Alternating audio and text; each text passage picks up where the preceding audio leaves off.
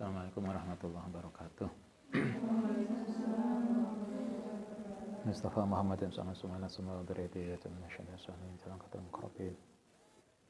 Husana amali hadal kitab sahnawi dimaski sunnah husana amba'ana umatina jatina sunna syai'na husana lam ahatina askiya malam talamidi ma asadi walibai lillahi ta'ala lahumul fatihah insyaallah bismillahirrahmanirrahim muhammadan wa ala alihi iyyaka na'budu wa iyyaka nasta'in ihdinas mustaqim siratal ladzina an'amta 'alaihim ghairil maghdubi.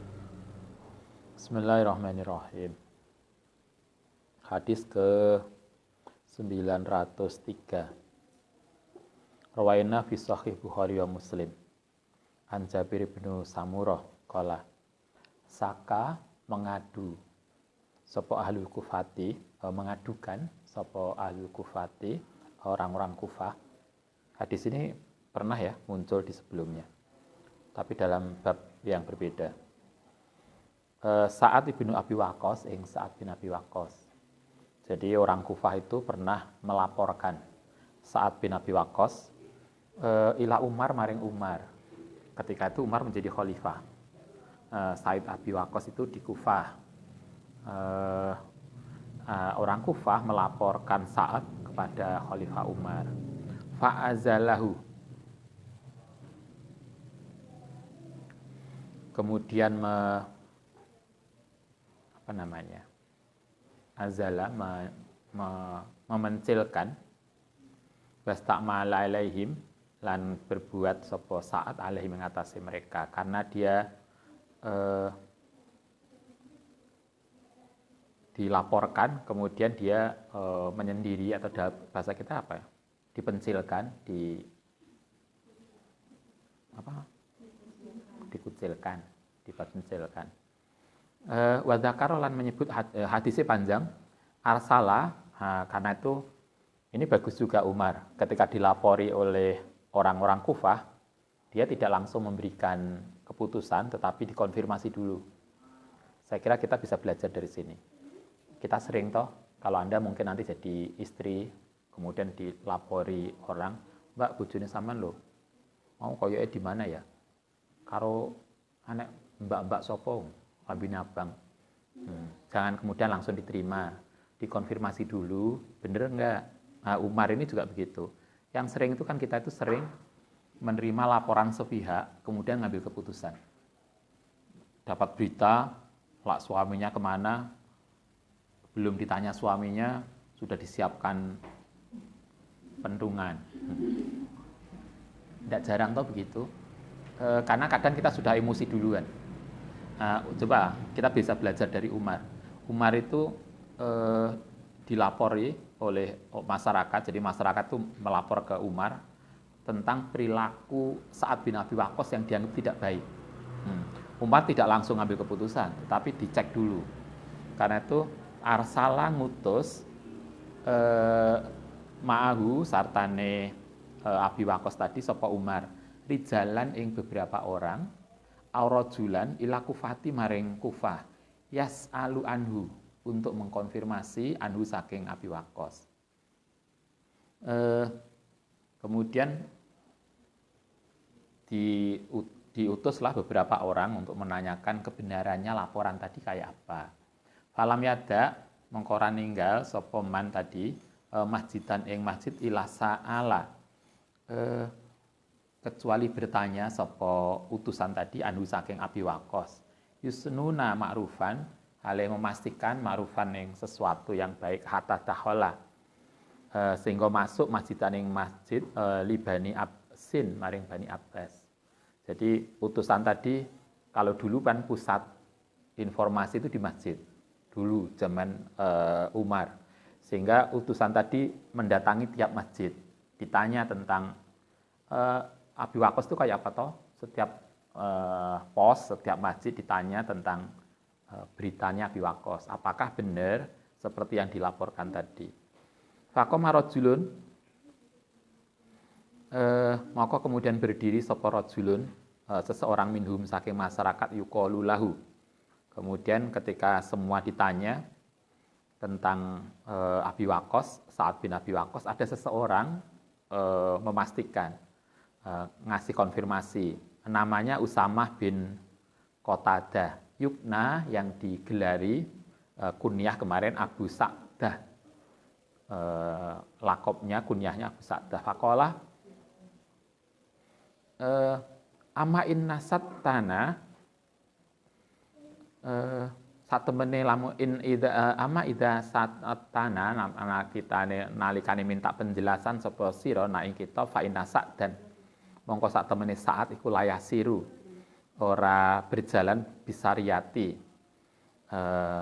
kelawan syariah, kelawan tentara, walayaksimu dan tidak membagi bisawiyati dengan sama, walayak dilu dan tidak adil fil qodiyati dalam keputusan.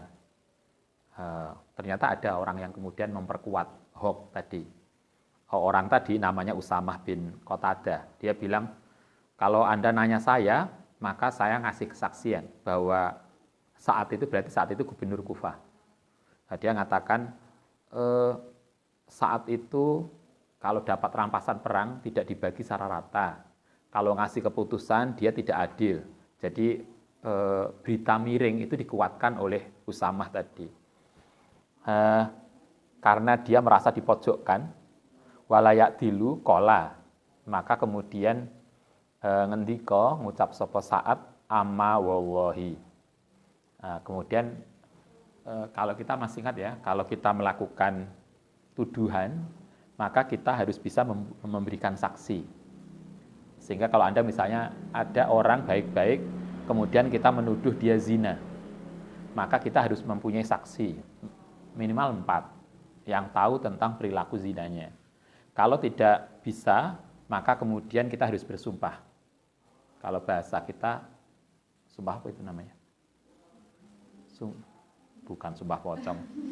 Sumpah, kalau suami istri bertengkar, kemudian tidak sama-sama, suami istri bertengkar dan sama-sama tidak punya saksi dan tidak punya bukti, maka kemudian dia akan disuruh sumpah li'an. Masih ingat ya? Kalau saya bersumpah bahwa suaminya berselingkuh, kalau tuduhan saya tidak benar, maka saya rela menerima azab dari Tuhan. Itu kan nanti kalau dalam li'an, begitu suami istri li'an, sumpah li'an, berarti sumpah kutukan, maka dia cerai. Jadi suami istri yang sumpah li'an itu kemudian cerai.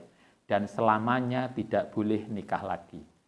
Artinya saling, mari kutukan, mari sumpah, pocong, kemudian besok nikah lagi, enggak. Kalau dalam sumpah li'an, begitu suami istri itu sumpah kutukan, maka kemudian mereka cerai. Cerainya selamanya. Cerai itu kan ada 3 toh, ada 2 ya, roj'i dan ba'in. Kalau roj'i itu 1 dan 2, masih bisa kembali. Kalau ba'in, tidak boleh kembali kecuali diselani. Kalau ada yang nyelani, nikah apa itu? Muhalil, cari muhalil. Misalnya, Mas, saman nikahi mantan saya ya, setelah itu sebulan nanti ceraikan. Nah, setelah itu biar dia bisa kembali lagi. Itu muhalil. Dalam hukum nggak boleh ada muhalil. Nah, tapi masih memungkinkan ada muhalil, cerai ba'in itu. Tapi kalau li'an nggak ada. Tidak ada alasan kemudian kembali rujuk. Kenapa? Wong dia sudah sumpah kutukan kembali. Nah, ini syaratnya kalau kita melakukan tuduhan, maka dia harus membuat saksi bukti. Kalau saksi nggak punya, bukti nggak punya, maka dia harus bersumpah. Nah, saat itu juga begitu. Dia sebagai gubernur dilaporkan oleh masyarakat bahwa dia telah tidak berbuat adil. 2, dia 1. Kedua, dia tidak membagi rampasan perang dengan sama. Kemudian yang ketiga adalah dia tidak pernah ikut berperang. Jadi lah perang anak buah kalau maju dia tengok-tengok omah. Bahasa kita begitu. Nah, saat tidak bisa membela diri. Karena itulah dia melakukan sumpah kutukan. Kemudian dia melakukan itu. Wallahi la'at uwanna bisalasin. Wallahi demi Allah la wana bisalasin aku bersumpah dengan 3 hal. 1 Allahumma ingkana abduka hadza. Ingkana lamun ono sapa abduka hambamu hadza yo ini kukadziban kalau saya bohong komariaan wasumatan atau berdiri dengan untuk tujuan riya. Riya itu apa? Pamer, wasumatan atau cari popularitas. Riya itu dari kata ro'a. Ro'a itu pamer secara fisik. Jadi kayak santri, kemudian lainnya konsone salate, kalau ada teman yang bisa melihat yang ada salate suwe. Lainnya konsone yang delok ngajine dienak-enakne. Itu riya, mempertontonkan fisik. Kalau sum'ah itu tidak mempertontonkan, tapi nyari popularitas. Sum'ah agar didengar. Diomongno saya biyen itu masa lalu atau masa datang. Besok pokoknya nyari populer dan nyari riya. Kata Sa'ad, kalau orang ini dusta fa'atil. Mongko panjangkanlah umurohu ing umure.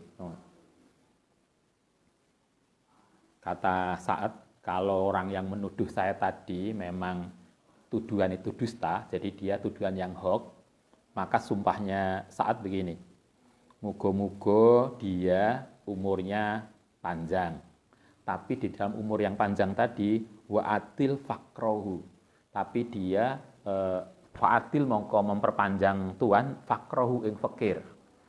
Monggo ya Allah, mugo-mugo umurnya panjang, tapi dalam keadaan sangat miskin. Wa'aradhu, dan menunjukkan sapa tuan hu ing dia lil fitani maring fitnah. Yang hidupnya dipenuhi kemiskinan dan kemudian dipenuhi dengan fitnah. Itu kutukannya Sa'ad. Fakana ba'da dzalika, maka apa yang terjadi? Kemudian ada syaikhun maftunun. Orang itu benar, berarti kutukannya Sa'ad betul terjadi. Orang yang tadi yang menuduh Sa'ad tadi akhirnya umurnya panjang, saikhun menjadi tua tapi maftunun, penuh dengan fitnah. Jadi dia umurnya panjang tapi dipenuh dengan ujian. Asobatni, ngenani apa dakwatu Sa'ad, kutukane Sa'ad. Artinya kalau di sini ini terkait dengan bolehnya kita berdoa yang kalau bahasa kita berdoa yang negatif terkait dengan perilaku kezaliman. Kala ngendika sapa Abdul Malik Ibnu Umair Ar-Rawi an Jabir Ibnu Samurah wa ana utahe ingsun iku ra'aituhu ningali sapa ingsun hu ing tadi Usamah ba'du setelah itu qad sakata. Teman-teman berjatuhan, berguguran apa haji bahu kedua atau ada alise itu bahasa kita bergugur sampai dawa banget gitulah. Ala aini ngatasi kedua matanya minal kibari saking tuone. Jadi benar akhirnya Usamah bin Qatadah tadi yang menuduh Sa'ad tidak benar, akhirnya oleh Allah diparingi dikasih umur panjang sampai sangat tua. Sehingga saking tuanya itu alisnya itu sampai menutupi matanya. Ada tak wong sepuh-sepuh itu sampai gitu, tetapi hidup sepuhnya itu justru sangat menderita dan penuh fitnah karena dia telah berani memfitnah Sa'ad dengan tidak benar sampai saat kemudian melakukan sumpah kutukan karena dia merasa tidak begitu. Fa'inau la ta'arradu, mongko kemudian fa'inau sedune tadi orang tadi Usama ikul ya ta'arradu, tampil jawari fituruki dalam beberapa dalan fayahmizuhunna kang kemudian membuat menderita apa turuk, artinya dia di dalam akhir hidupnya menjadi sangat menderita, umurnya panjang nggak mati-mati tapi penuh derita.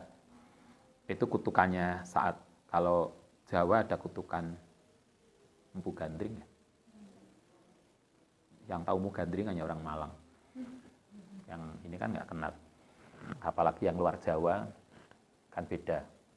Tapi setiap ini kan ada. Jadi doa-doa artinya kalau di sini sebetulnya melakukan doa kutukan itu boleh untuk membela diri. Tetapi kalau bisa memaafkan itu jauh lebih bagus. Itu hanya boleh, tidak wajib. Rawaina fi sahihima an Urwah ibnu Zubair. Ini cerita lain. Ini juga tentang perilaku sahabat yang melakukan doa kutukan.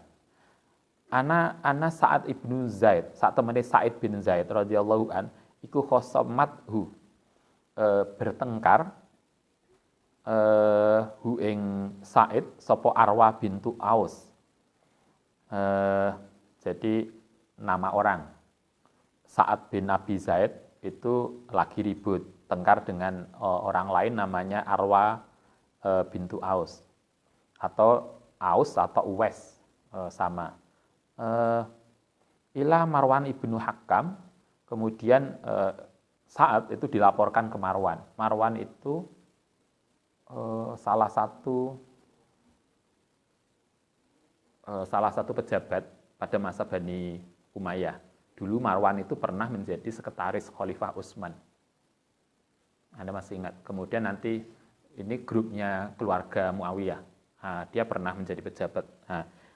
Sa'id bin Zaid itu ketika tengkar dengan Uwais, kemudian dilaporkan ke Marwan. Fada'at, kemudian menuduh sopo Arwa bintu Aus tadi, anahus dune Uwais, asatune Sa'id bin Zaid, iku akhoda mengambil syai'an ing sesuatu min ardiha, saking tanai Arwa. Arwa itu berarti perempuan ya, bukan nama laki-laki. Fakola, dia dituduh, dilaporkan ke Marwan dengan tuduhan dia mencaplok lahan. Kayaknya caplok-mencaplok mulai dulu juga ada ya. Sekarang kan rame toh. Biasanya usaha besar kemudian menganeksasi petani, mengambil lahannya. Dulu juga begitu. Masa sahabat ini mengambil lahan orang lain saat dituduh mengambil lahan. Fakola kemudian ngendika sapa Sa'ad, ana sedune ingsun iku kuntu ana sapa ingsun iku akhudu ngambil sapa ingsun saean ing sesuatu min ardiha saking tanai Arwa ba'daladzi setelah sesuatu sami itu yang mendengar sapa ingsun min Rasulillah sallallahu alaihi wasallam iku qala. Masami itu orang mendengar min Rasulillah sallallahu alaihi wasallam. Qala sami itu mendengar sapa ingsun Rasulullah iku yaqulu. Man sapane wong akhoda yang ngambil sapa man sibron ing satu jengkal minal ardi saking tanah zulman secara dolim tuwikohu atau tawakohu mongko bakal dikalungi sapa man hu ing ardun ila sab'i ardina sampai pitung tingkatan bumi. Kata Marwan, kata Sa'id tadi bilang begini, tidak mungkin saya mengambil tanah miliknya Arwa tadi, karena saya pernah mendengar Nabi itu pernah ngendika begini, siapa yang mengambil tanah orang secara dolim, bukan tanah miliknya.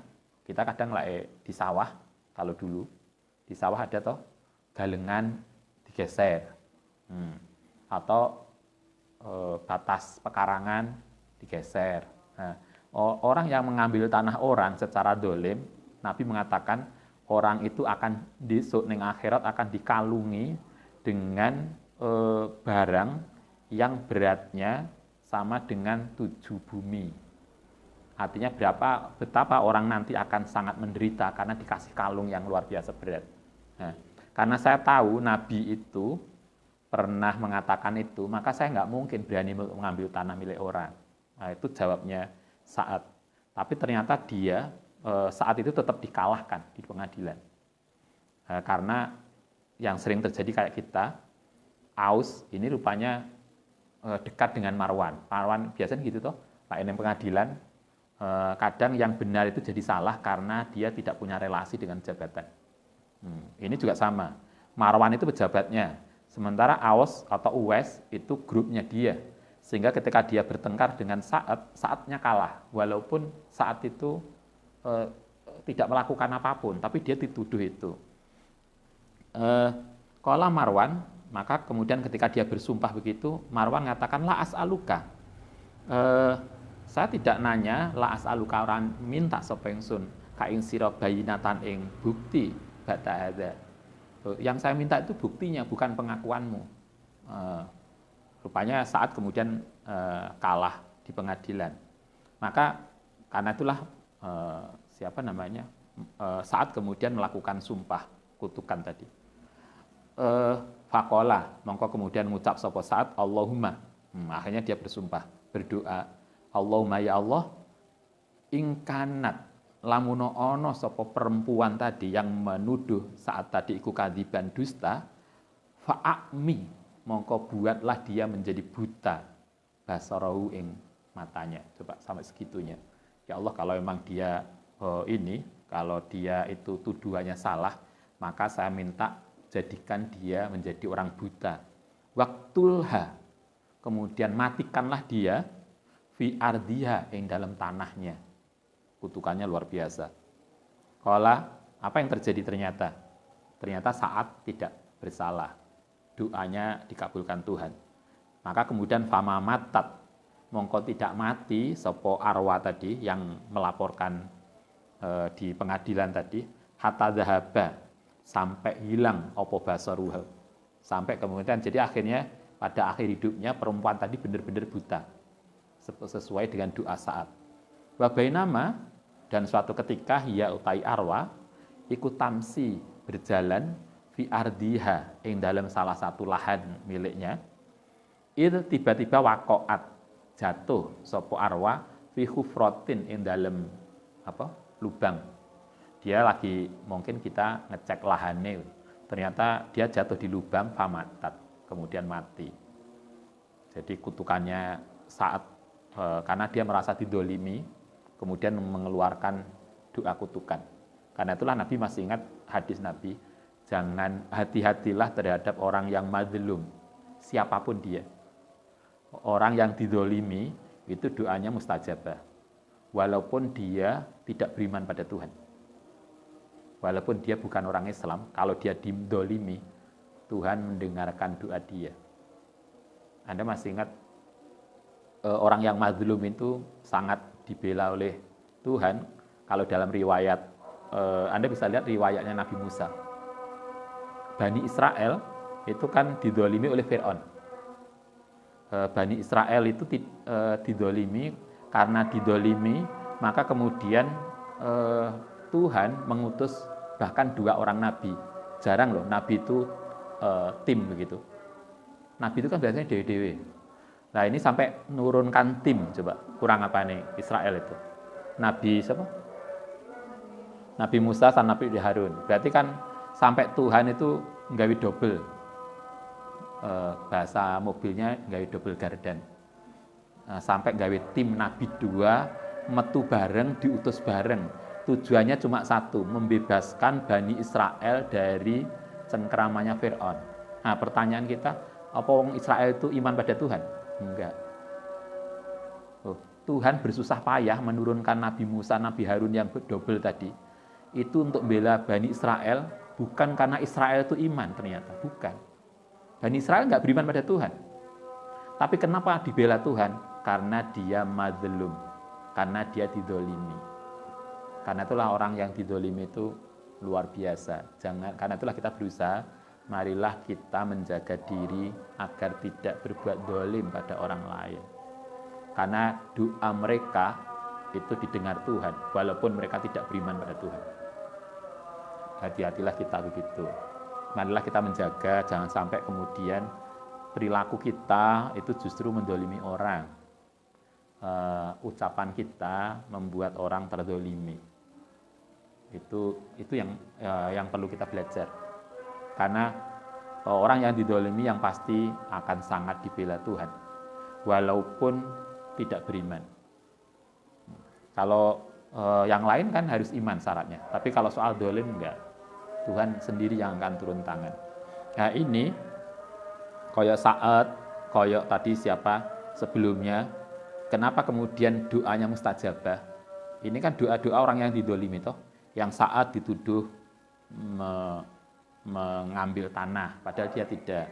Kemudian tadi yang satunya lagi dilaporkan ke Umar telah berbuat macam-macam, padahal dia tidak. Karena itulah dia kemudian sampai melahirkan doa kutukan. Nah, kita bisa belajar dari situ. Belajar untuk menjaga diri dari sesuatu perilaku, ucapan, perbuatan, jangan sampai kemudian menyakiti orang. Oke, kita lanjutkan. Babut tabari, bab tentang membebaskan diri min ahlil bid'ati, saking ahli bid'ah, wal ma'asi lan maksiat. Bab ini tentang apa bahasa kita?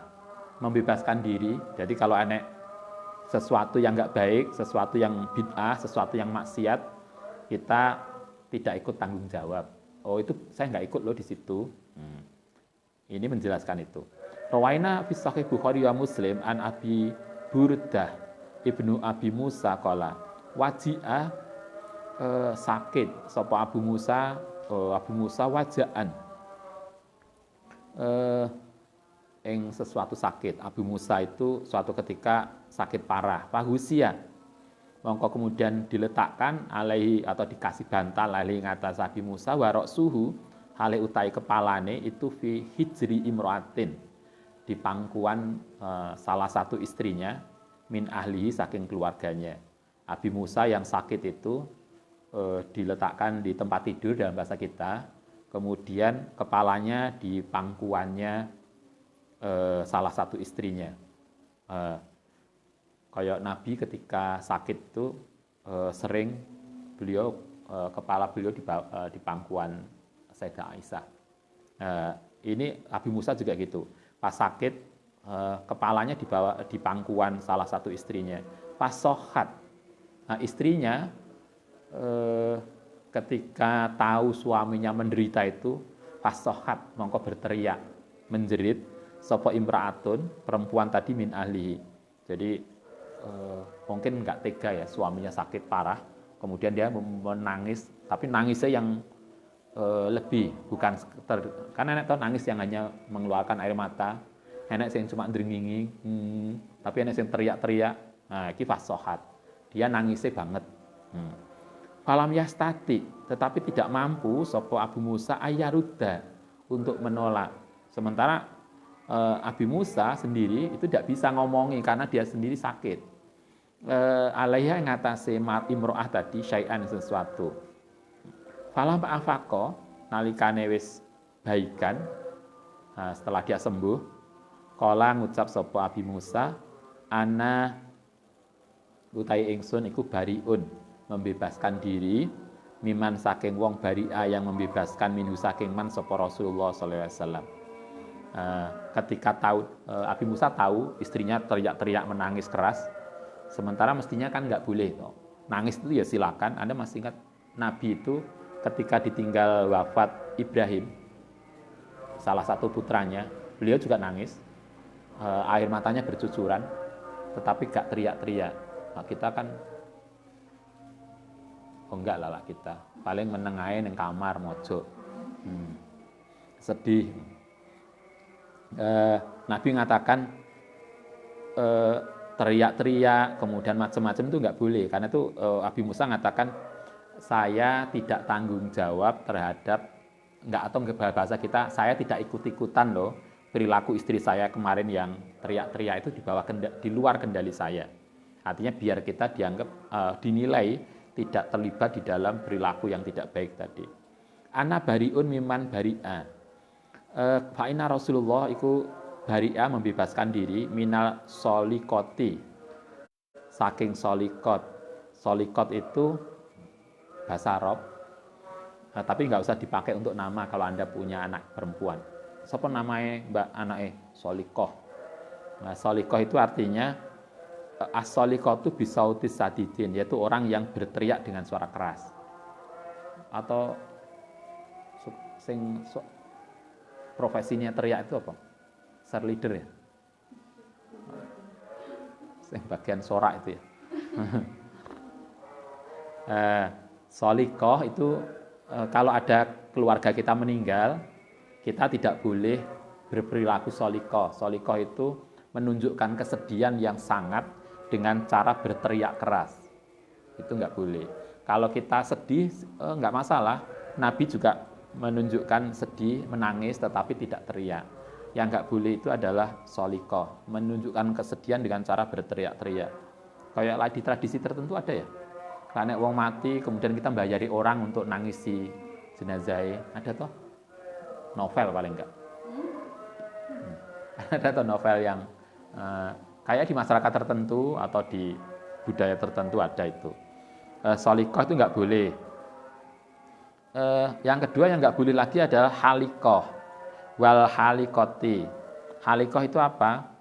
Alladzi tahliku, yang mencukur roksaha ing rambutnya indal musibati, yaitu mencukur rambut, motong rambut, gundul ketika kena musibah. Ujian skripsi gak lulus langsung gundul. Tapi mbak gundul, aku sedih banget. Sedih dengan cara menggundul rambut. Mbak sekarang tasakuran ya? Enak toh? Karena seneng gundul, menang, calonnya menang, gundul. Biasanya gitu sekarang, partai biasanya. Kalau dulu sedih banget, kemudian dicukur. Nah, itu nggak boleh. Yang nggak boleh lagi adalah wasakoti. Sakoti itu alati tasuku, yang menyobek-nyobek siabaha ing bajunya indal musibati. Ketika kena musibah, mungkin keluarga ada yang meninggal, kemudian nyuwai bajunya disobeki. Itu gaya dulu jahiliyah. Jadi untuk menunjukkan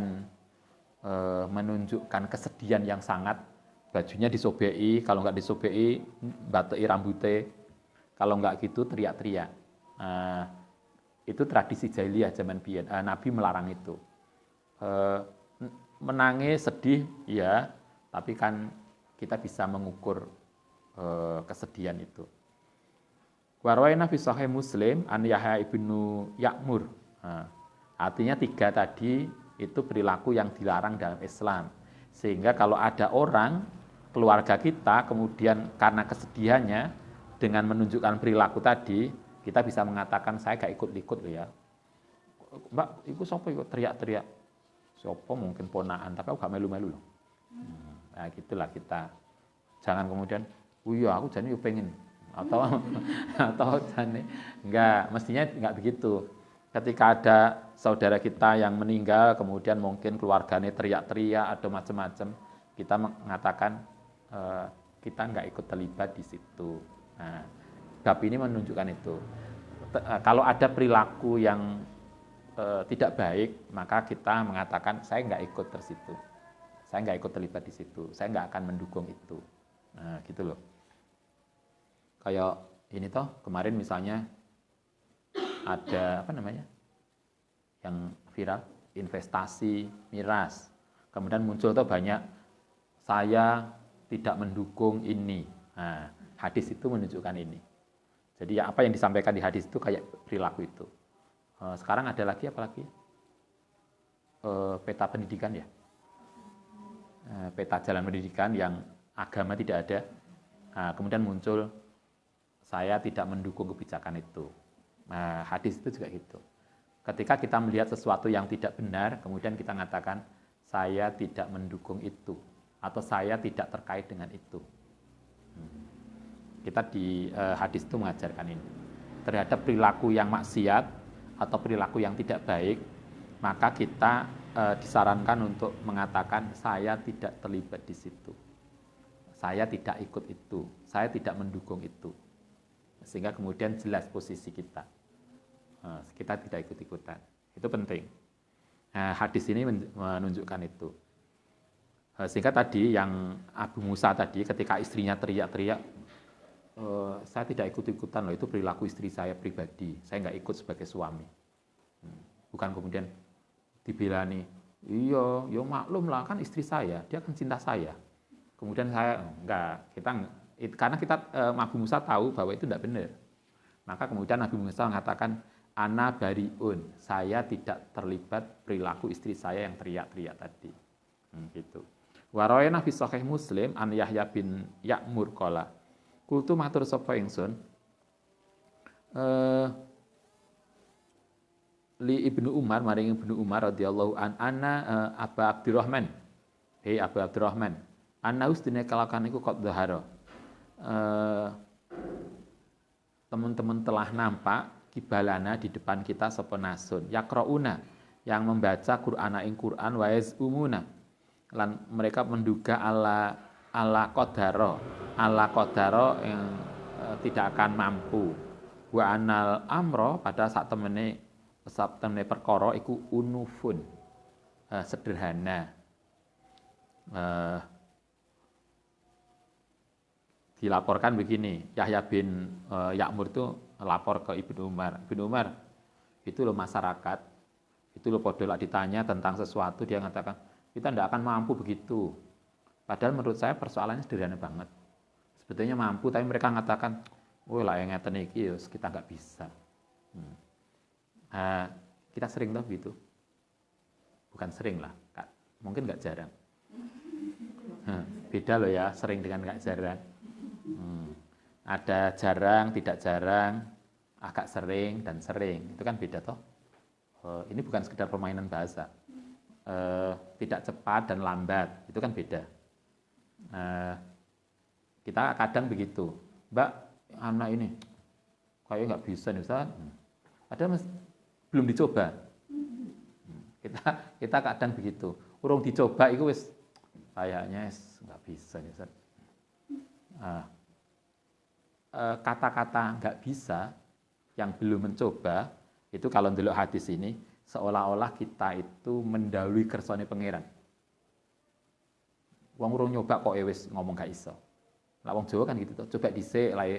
Nah, karena kalau sudah ini kan koyoke mendahului takdir. Koyoke wis nggak akan bisa. Padahal kita belum, yang sering kan kita belum mencoba wis ngomong gak iso. Padahal ya males saja kan. Mbak Rono, nggak cukup nih Ustaz. Padahal urung dicoba. Nah, itu yang kemudian tadi dikatakan, padahal mestinya persoalannya itu unuf, persoalan sederhana, tapi masyarakat itu loh mengatakan lakodaro, nggak bisa kita. Fakola. Kemudian jawab sapa Ibnu Umar, idza laqita, nalikane ketemu sapa sira ulaika ing orang tadi, orang-orang yang mengatakan kita tidak akan mampu tadi, fa'ahbirhum, mongko sampaikan pada mereka anis dunia ingsun iku bariun, saya tidak terlibat di dalam pembicaraan mereka, minhum saking mereka, wa annahum lan dunia mereka iku buraun, tidak terkait mini dengan ingsun. Kultu matur sapa ingsun, Imam Nawawi, unufun utai lafat unufun ay mustaknafun ay tegese mustaknaf yang dikaitkan lam yataqaddam, yang tidak mendahului apa ilmu wala qadarun lan kemampuan. Nah, ini unufun itu sebuah perilaku yang kita belum mencoba, tapi kemudian kita kayak tadi yang saya bilang mendahului takdir. Urung dijajal wis mengatakan gak iso, gak mungkin saat ini. Padahal nyoba aja belum.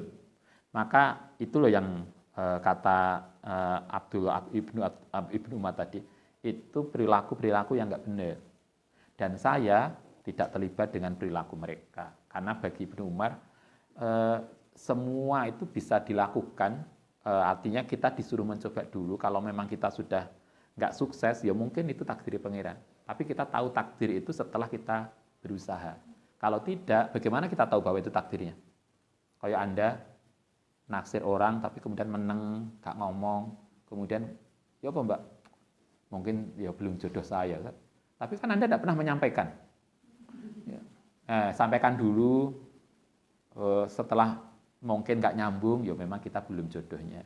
Tapi kan udah dikomunikasikan dulu. Jangan kemudian ngambil kesimpulan sebelum disampaikan dan belum dicoba. Apa yang diinginkan oleh hadis ini kan begitu.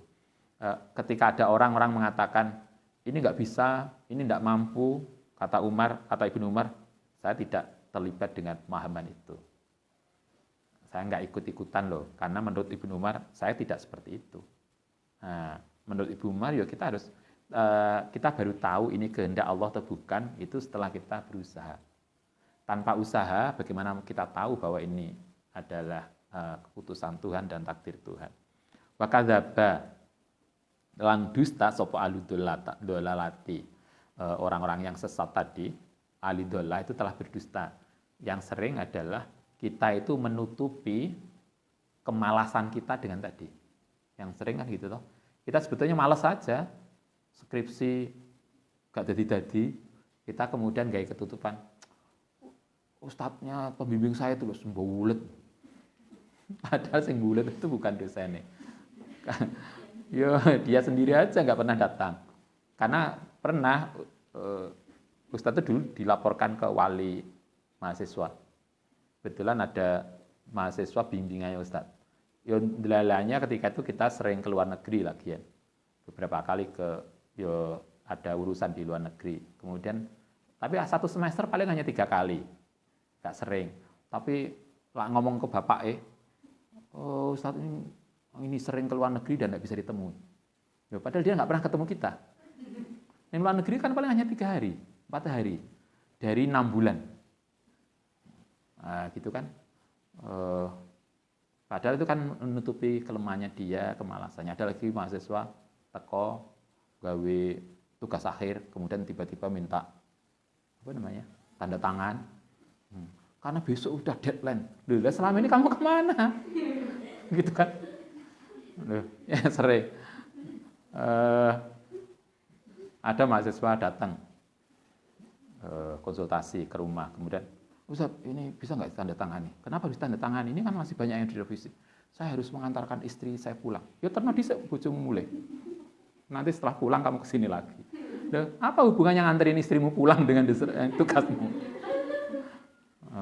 Nah, gitu-gitu kan. Itu sebetulnya kan nganterin istri dijadikan alasan untuk buletnya tugasnya. Nah, yang sering begitu kayak Ibnu Umar. Itu untuk menutupi kemalasannya, kemudian mengatakan ini takdir. Umar nggak mau begitu. Karena itu ketika ada orang begitu tadi, Umar mengatakan, saya tidak terlibat di dalam pemikiran mereka. Saya nggak ikut-ikut loh ya. Saya tidak begitu. Qad sabaqo. Teman-teman wis mendali apa ilmu Allah Ta'ala bijamil makhlukati, kelan seluruh perbuatan makhluk. Semua diatur Tuhan ya, tetapi kan kita ada wajib usaha dan ikhtiar. Jangan pernah kemudian karena malas kemudian mengatakan Tuhannya. Itu kan yang salah, yang kemudian oleh Ibnu Umar mengatakan saya nggak ikut-ikut loh kalau ada orang begitu, karena saya tidak begitu. Oke. Ya.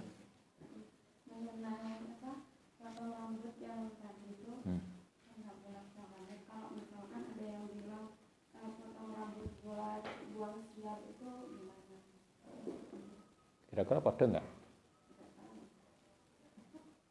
Yang enggak boleh itu adalah motong rambut sebagai tanda kesedihan.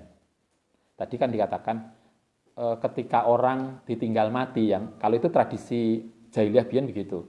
Ketika ada keluarga yang mati, untuk menunjukkan bahwa kita itu sedih banget, itu ada yang teriak-teriak, ada yang nyobei baju, ada yang kalau hadis lain jambai rambut, bukan motong rambut. Jadi kita aneh toh, sedih banget terus stres karena gak di ACC itu kasih.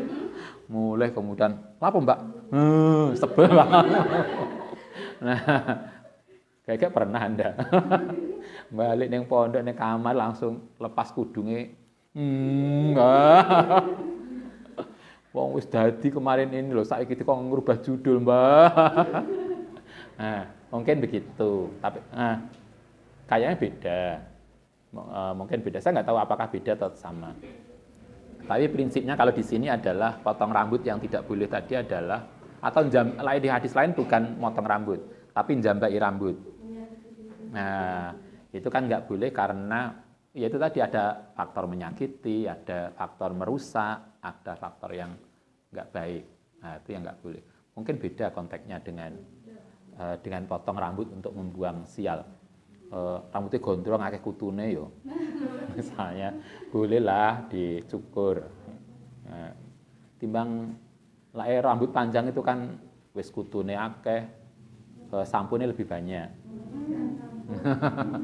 Nah, saya kira beda. Oke, begitu. Kalau mengatakan ke calon gitu, kalau agama Itu calon suami atau calon mertua?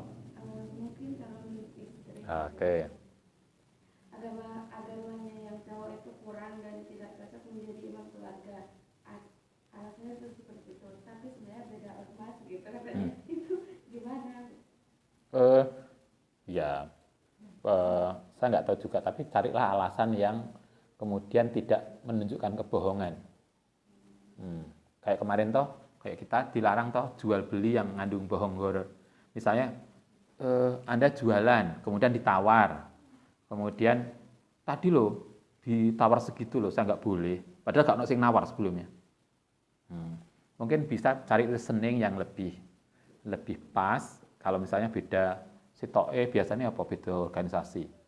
Satu abang, satu ijo. Ini ijo sampai abang itu nggak ketemu. Karena itu kemudian lebih enak dengan alasan yang lain yang lebih maton. Kalau saya begitu. Jangan membuat alasan-alasan yang kemudian sesungguhnya nggak perlu. Atau malah salah paham. Kayak misalnya alasan, karena dia mau agama, kecuali kalau memang benar-benar agamanya kurang gitu ya. Nanti dianggap kurang ternyata dia lebih paham daripada dia. Nah, itu kan nggak cari alasan yang, kalau menurut Ustaz gitu, cari alasan yang lain yang kemudian lebih clear dan lebih tidak bisa lagi dipertanyakan alasan itu. Kan pemahaman agama itu kan relatif toh, relatif yang kemudian nanti bisa jadi masalah. Kalau hanya realnya sebetulnya adalah beda ormas, beda bendera. Kalau bilang kan lebih enak, kayaknya kita belum berjodoh deh. Kan lebih enak toh. Anda lebih mudah ngomong, ngapunten kayaknya kita lebih pas jadi teman aja. Udah selesai. Kenapa harus cari alasan macam-macam yang nggak perlu? Kan begitu. Kalau nggak jodoh ya nggak jodoh. Kok nggak jodoh? Ya emang nggak jodoh. Ya sudah selesai toh. Ya, kenapa harus nyari? Maksudnya itu kan kenapa kita harus mengarang kebohongan untuk nutupi tadi? Ya sudah, ngapunten Mas, kayaknya kita tidak berjodoh. Sudah selesai. Lebih enak kalau kita berteman, lebih mudah menjadi teman, karena kalau nanti menjadi teman, jenengan bisa saya undang pas saya nikah. Loh kalau gak teman kan malah gak usah diundang. Nah, karena teman kan diundang. Loh, kan lebih enak toh. Loh, kan begitu. Loh kan karena pernah akrab, mosok kemudian mantan itu menjadi kayak gak kenal. Kan enggak toh, biyen kita opo, saiki kita opo. Nanti bahasa itu ya, yang luar Jawa. Dulu bagaimana kok sekarang biyen rukun, akrab, kemana-mana bareng, ditraktir. Bosok gak dadi kok gak kenal. Masa lupa biyen? Kan gitulah misalnya. Jangan kayak dulu kayak Ustaz pernah punya teman pas pas masih akrab, masih baikan, cerita bahwa emasnya itu luar biasa. Pas tukaran cerita maneh, emasnya itu ternyata enggak seperti dulu yang saya ceritakan. Ternyata mari ngono nikah lagi dengan dia.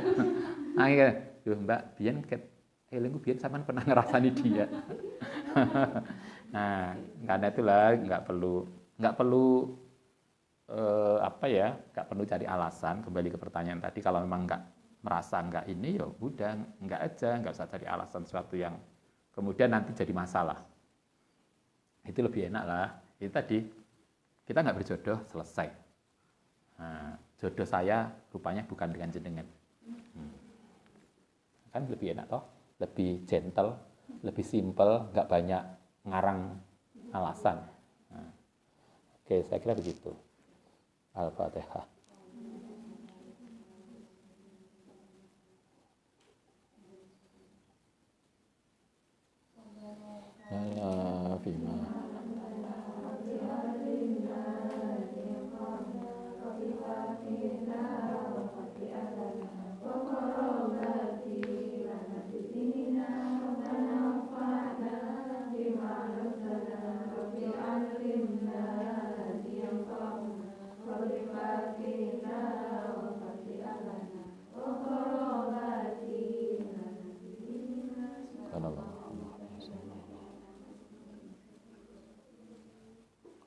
Assalamualaikum warahmatullahi wabarakatuh.